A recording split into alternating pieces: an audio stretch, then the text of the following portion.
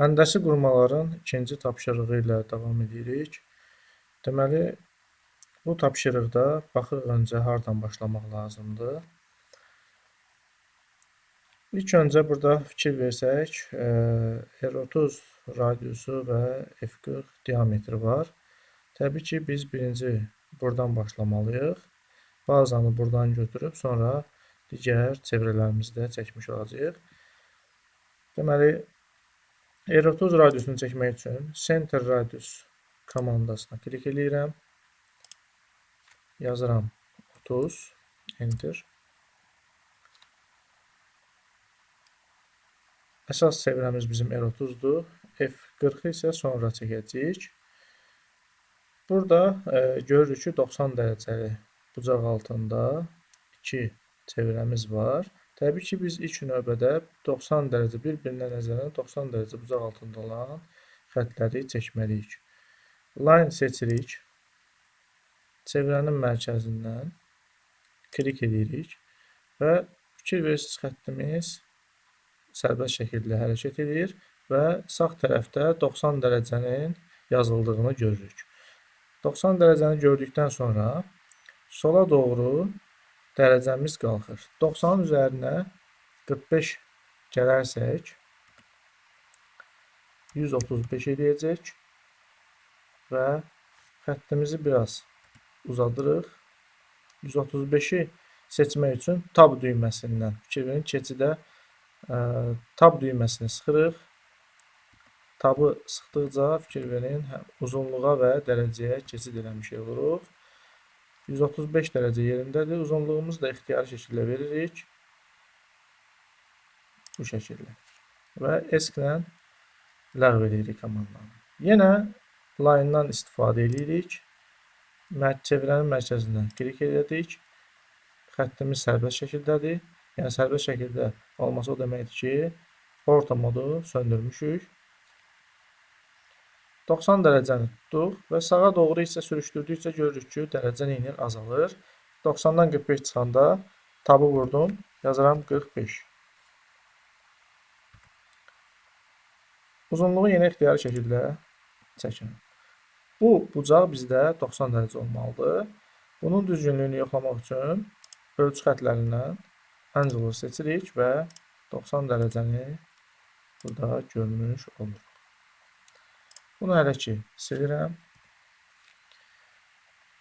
İndi isə R70 radiuslu çevrəmizi çəkməliyik. Center radius. Çevrənin mərkəzi bu çevrənin mərkəzi ilə üst-üstə düşdüyü üçün biz də onun mərkəzini seçirik və yazırıq 70. Enter. Gördüyümüz kimi çevrə bu 90 dərəcə altında olan xəttləri, bir-birinin nəzərində 90 dərəcə altında olan xəttləri kəsir. Kəsişmə nöqtəsi bizim R25 çevrələrimizin mərkəzidir. Trimlə artıq hissələri kəsirəm. Trim enter. Xəttin artıq hissələrini kəsdim. Və Center radius R25 çevrəsini çəkirəm. Kəsişmə nöqtəsində 25. Daha sonra yenə Center radius R25 çevrəsini çəkdim. Bu iki çevrənin də çöl hissəsi, yəni çöl hissəsi R25-dir. İndi isə artıq hissələrimizi kəsək. Yəni budamaq deyirik biz buna, buduyuruq. Bu şəkildə. Bu xəttlərin heç birisini silmirik, köməkçi xəttlərdir onlar. Onları daha sonra biz mərkəz xəttlərinə çevirəcəyik, nöqtəli qırıq-qırıq olaraq göstərəcəyik. İndi isə keçək digər çevrələrimizə. Digər çevrələrimiz F40 və 2 ədəd də F30 var. Diametr kəsişmə nöqtəsinə gəldik. Yazırıq F30. Eyni qayda ilə burada da və sonda bu çevrəmizin içərisindəki 40 çəkmiş oluruq. Daha sonra isə tangent radiusuna xarici qovuşmalarımızı çəkəcəyik. 3 ədəd xarici qovuşmamız var. X-i R25-dir, biri isə R30-dur. Deməli, toxunuruq, toxunan, yazırıq 25, enter. Yenə seçdik tangent radius, toxunan, radiusumuz 25, enter. Üçüncü dəfə də bu komandadan istifadə edirik. Tangent radius, toxunan, bu səfər isə 30 yazacaq, 30, enter. İndi artıq hissələri budayaq, trim vasitəsilə, trim budamaq. Bu şəkildə artıq hissələri budadıq. Sonra bizə lazım olmayan burada artıq xətlər var, onları da budayırıq.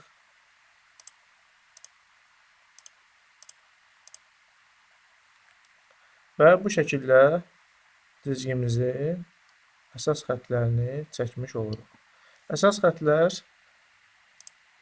qalın xətlə göstərilməlidir. Ona görə onları seçirəm.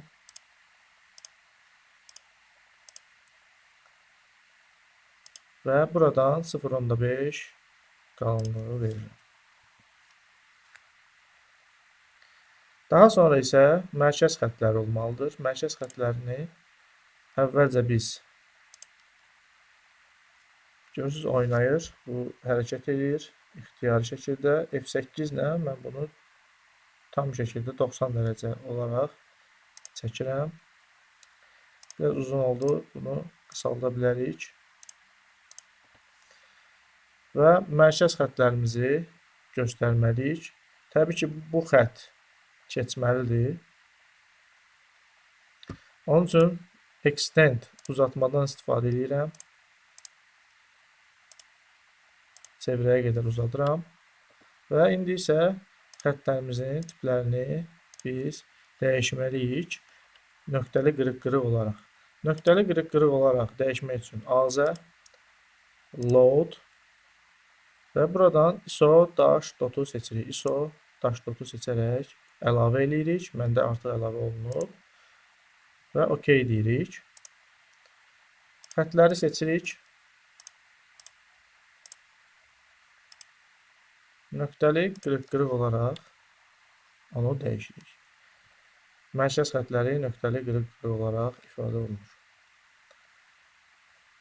Və burada bir mərkəz xəttimiz də olmalıdır. Bu mərkəz xəttini də nöqtəli qırıq-qırıq olaraq çəkirik. İndi ölçüləndirmə məsələsi qalır burada. Ölçüləndirməni etmək üçün biz annotation hissəsindən ölçülərin olduğu bölməyə gəlirik. Deməli, dərəcəni vermək üçün əncülərdən istifadə edirik. 90 dərəcə. Radiusu vermək üçün radius.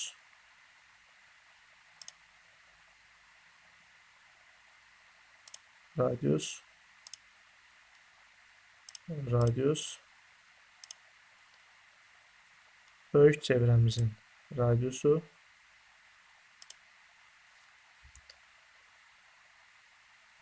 (25-30). Yuxarıda R30 var. R30. Daha sonra isə bu R25-i qeyd edirik. İndi keçək diametrləri göstərək. Diametr içəridəki ölçüdür. Diametr F30 və F40. F40'ı da yerləşdirdik bu şəkildə. Baxırıq ki, ölçülərimiz hamısı yerindədir. Ölçülərin kiçik olmasını biz tənzimləməliyik. Annotation gəlirik. Annotate-dən dimension hissəsində ox işarəsini vururuq. Modify və buradan 3 yazılıbsa bunu 4 olaraq dəyişə bilərik. Və bunu da arrow hissəsində də 4 olaraq qeyd etməliyik mütləq şəkildə. Belə. Cizgimizin miqyasına uyğun olaraq ölçülərin şriftini, ölçülərini, yəni hündürlüklərini bu şəkildə tənzimləyirik. Bu videomuzda bu qədər. Digər videoda görüşənədək. Sağ olun.